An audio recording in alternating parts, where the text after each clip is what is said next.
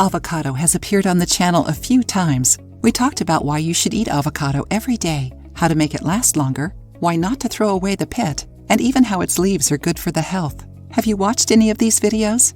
Avocado is rich in fibers, vitamins C, K, and B, and potassium and copper. Besides that, it helps prevent stretch marks, wrinkles, and cellulitis because it is rich in vitamin C, which helps metabolize the collagen that makes the skin firm.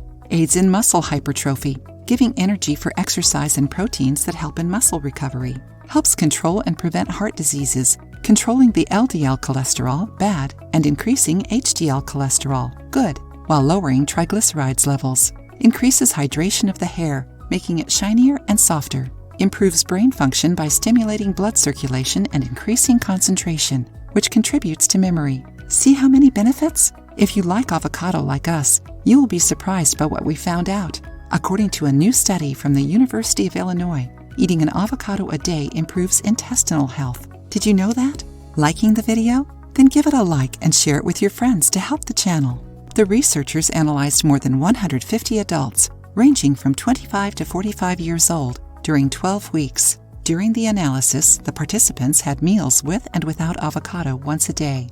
The group who ate avocado in meals showed an increase of beneficial bacteria and microorganisms compared to the other group. The scientists concluded that eating an avocado every day results in less fecal bile acids and more fatty acids, increasing the bacteria that ferment fibers in the intestine, collaborating to digestive health. Isn't it cool? You don't need to eat a whole avocado per day to get this benefit. Women can ingest around 4.93 ounces and men around 6.17 ounces. Ideally, you should add avocado to only one meal, and don't forget that it won't do any miracles alone. Maintain a balanced diet and exercise regularly. Now that you know another benefit, try adding avocado to your diet. After all, the same way we worry about how our diets affect our hearts, we need to think about how they affect our intestinal health. Now tell us, how often do you eat avocados? If you liked the video, give it a thumbs up and share it with your friends.